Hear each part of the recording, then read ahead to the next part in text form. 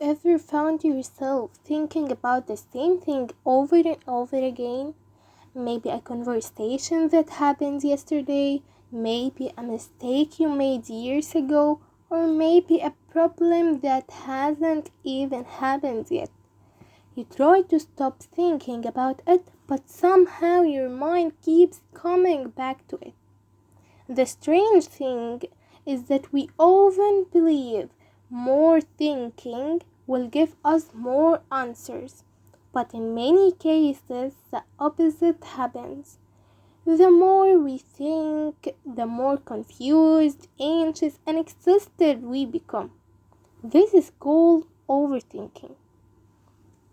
And today we are going to talk about what overthinking really is, why it happens, how it affects our life, and most importantly, what we can do about it. So, if you have ever felt trapped inside your own thoughts, this episode is for you. Before we talk about how to stop overthinking, we first need to understand what it actually is. A lot of people think overthinking simply means thinking too much, but that's not completely true. Thinking itself is not a bad thing. In fact, thinking is one of the most useful abilities we have. It helps us solve problems, learn from mistakes, make decisions, and plan for the future. The problem begins when thinking stops helping us and starts controlling us, instead of moving toward a solution. We become stuck in an endless loop of questions, doubts, and possibilities. We replay the same situations again and again. We analyze every detail. We imagine conversations that never happened and the problems that may never exist. At the point, thinking is no longer serving us. We are serving it. And that's what overthinking really is. Not thinking too much, but being unable to stop thinking when thinking is no longer useful. So why do we overthink? The answer is actually more complicated than most people think. Many people assume that overthinking happens because someone is weak, insecure, or simply negative. But that's usually not true. In many cases, overthinking starts as an attempt to protect ourselves. Think about it for a moment. Why do we keep replaying mistakes in our heads? Because we don't want to make them again. Why do we imagine worst case scenarios? Because we want to be prepared. Why do we spend so much time analyzing our decisions? Because we are afraid of making the wrong choice. At its core, overthinking is often driven by fear. Fear of failure, fear of rejection, fear of embarrassment, fear of uncertainty. The problem is that our brains are not very good at knowing the difference between a real danger and an imagined one. So, even when nothing is happening, that mind keeps searching for problems to solve. It believes that if it thinks long enough, it will eventually find certainty. But life doesn't work that way. Some questions don't have perfect answers. Some decisions don't come with guarantees. And some uncertainty is simply part of being human. The more we try to eliminate uncertainty completely, the more trapped we become inside our own thoughts. So, how do you know if you are actually overthinking? Sometimes overthinking is avoided, but many times it becomes such a normal part of our lives that we don't even notice it anymore. One sign is replying conversations in your head long after. So, how do you know if you are actually overthinking? Sometimes overthinking is a voice, but many times it becomes such a normal part of our lives that we don't even notice it anymore. One sign is replying conversations in your head long after they have ended. You keep thinking about what you said, what you should have said, or what the other person might have meant. Another sign is struggling to make even small decisions. You compare every option. You search for the perfect choice. And the more you think, the harder that decision becomes.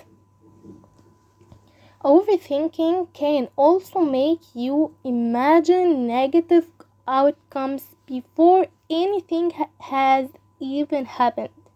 You start worrying about problems that only exist in your mind.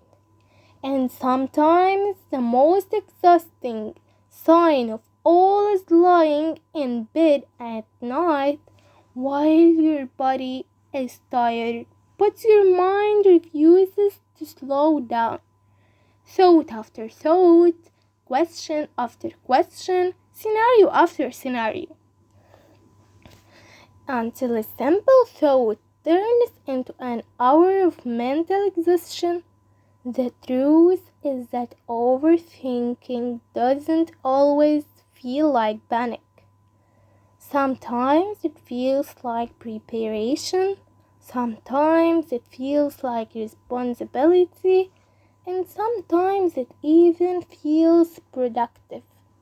But if thinking leaves you feeling stuck instead of moving forward, there is a good chance you are not solving the problem anymore. You are simply trapped inside it. What does overthinking actually do to your life? Overthinking doesn't just stay inside your mind. It slowly spreads into everything around you. One of the first things it affects in your peace of mind. You may look fine on the outside, but inside your head there is constant noise, a never-ending stream of thoughts, worries, and possibilities. It also affects your sleep. You are lying in bed physically tired, but your mind starts its second shift, replying the past, predicting the future, creating problems that don't exist. Overthinking also weakens your confidence because when you spend too much time analyzing every decision, you start to doubt yourself. Even simple choices start feeling dangerous. You begin to question your own judgment. And slowly, you stop trusting yourself. It can also affect your relationships.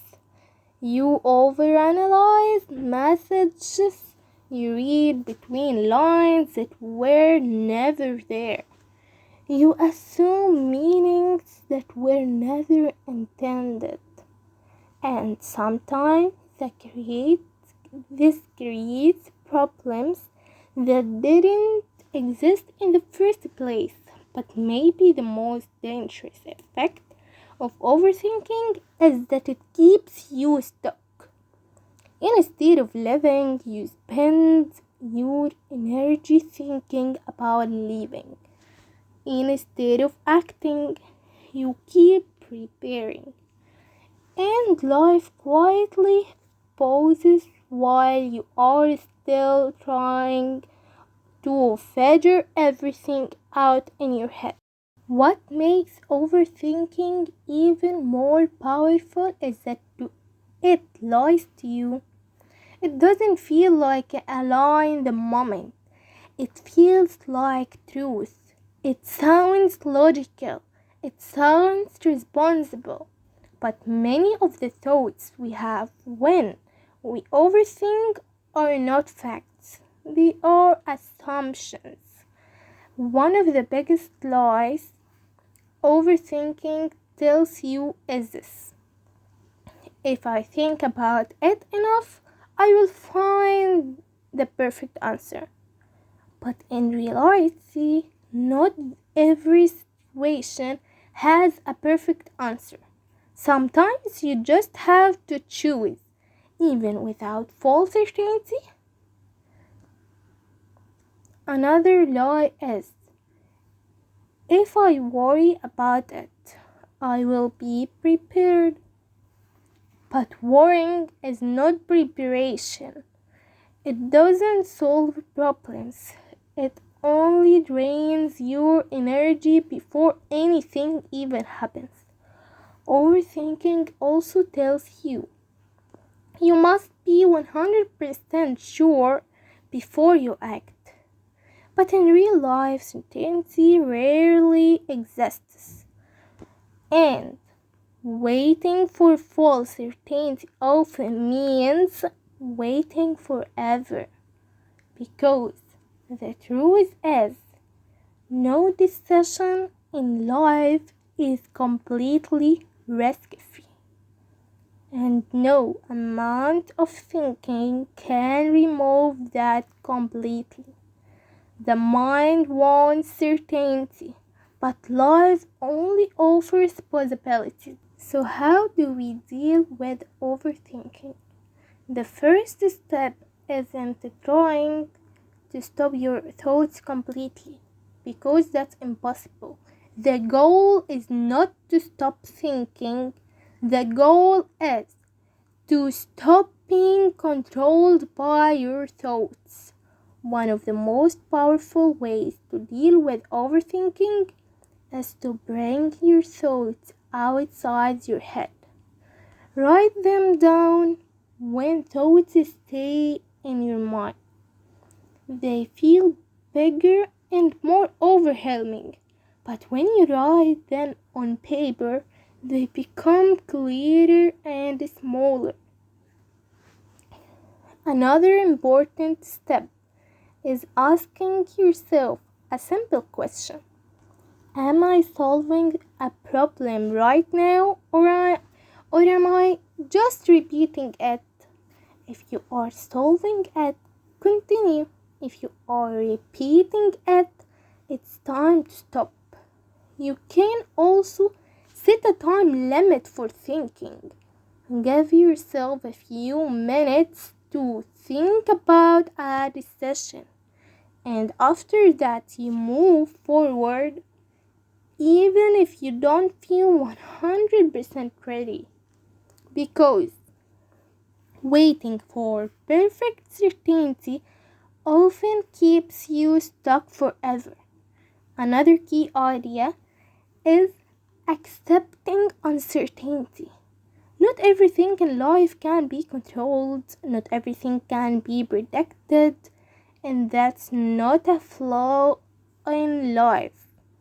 That's just how life works. And finally, start taking small actions, because action breaks the cycle of overthinking. Even the smallest step is better than staying stuck in your head. In the end, overthinking is not a sign that something is wrong with you.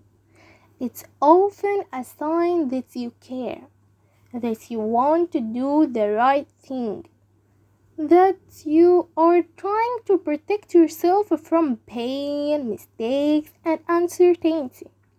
But sometimes, in trying to protect ourselves from everything, we end up living less.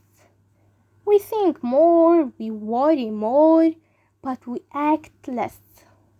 And life slowly becomes something happening in our minds instead of something we are actually living. So, the next time you find yourself stuck in a loop of thoughts, pause for a moment and ask yourself, is this thought helping me move forward, or is it just keeping me trapped inside my head? Because you don't have to have everything figured out to start living. You just have to start. This was Nourhan Talks. Thank you for listening.